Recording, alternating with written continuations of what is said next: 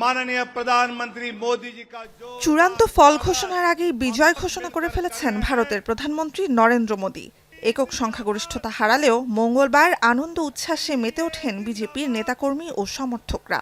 विपक्ष ने कई प्रकार के झूठ और फरेब खूब फैलाने का प्रयास किया, लेकिन फिर भी देश की जनता ने फिर से नरेंद्र मोदी जी के नेतृत्व में सरकार बने, इसके लिए भाजपा को और एनडीए को मैंडेट दिया है। টানা তৃতীয় মেয়াদে বিরোধীদের নিশ্চিহ্ন করে দেওয়ার যে লক্ষ্য নিয়ে ভোটযাত্রা শুরু করেছিল ক্ষমতাসীন বিজেপি, কট্টর হিন্দু জাতীয়তাবাদী দলটির সেই নিরঙ্কুশ সংখ্যাগরিষ্ঠতার স্বপ্ন ভেঙে দিয়েছে ভারতের ভোটাররা।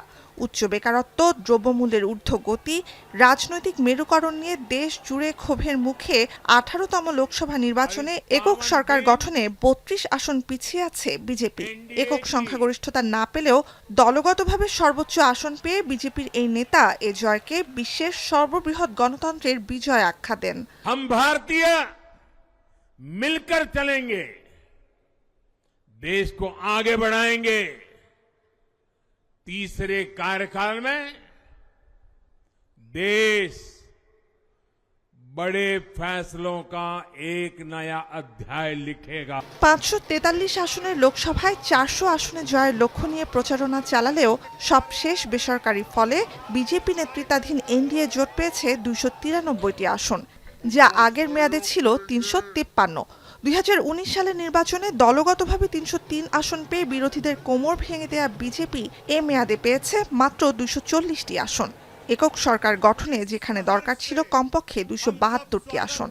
জোটগত অর্জন 293 আসন বলে জোটের ওপরই নির্ভর করে এবার সরকার গঠনের স্বপ্ন দেখতে হচ্ছে মোদিকে। আশানুরূপ ফল না পাওয়া বিজেপিকে জনগণ বিদায়ের বার্তা জানিয়ে দিয়েছে বলে মোদিকে পদত্যাগের আহ্বান জানিয়েছেন পশ্চিমবঙ্গের 3 বারের মুখ্যমন্ত্রী তৃণমূল নেত্রী মমতা বন্দ্যোপাধ্যায়।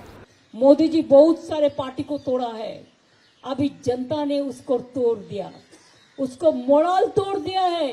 इसी के लिए मैं तो चाहूंगी किसी का ऊपर डिपेंडेंट नहीं होके आपको पहले रिजिग्नेशन करना चाहिए। हम चाहते हैं मोरल ग्राउंड से मोदी जी रिजाइन करें, होम मिनिस्टर रिजाइन करे। একই আহ্বান জানিয়েছে প্রধান বিরোধী দল কংগ্রেসও। বুথ ফেরত জরিপকে ভুল প্রমাণ করে কংগ্রেস নেতৃত্বাধীন ইন্ডিয়া জোট পেয়েছে 232টি আসন, যা বিগত নির্বাচনে ছিল 100রও কম। সরকার গঠনে 40 আসন কম থাকলেও উৎসবের আমেজে থাকা কংগ্রেস জোটে বিহার তেলেঙ্গানা থেকে নতুন সদস্য এনে ঘাটতি পূরণের চেষ্টা করছে। इंडिया गठबंधन की मीटिंग है, कल हमारा लाइंस डिसाइड करेगा। बड़ी फाइन लाइन है, तो जो इंडिया गठबंधन डिसाइड करेगा उस पे हम एक्शन लेंगे। ক্ষমতায় যেতে জোট সরকার গঠনে এককালের সহযোগী বিহারের মুখ্যমন্ত্রী জনতা দল নেতা নীতিশ কুমার আর তেলেঙ্গানার সাবেক মুখ্যমন্ত্রী তেলেগু দেশম পার্টির প্রধান চন্দ্রবাবু নাইডুর সঙ্গে আলোচনা চালাচ্ছে কংগ্রেস। দুই নেতার সমর্থন পেলে ইন্ডিয়া জোটের ঝুলিতে যোগ হবে আরও 28টি আসন।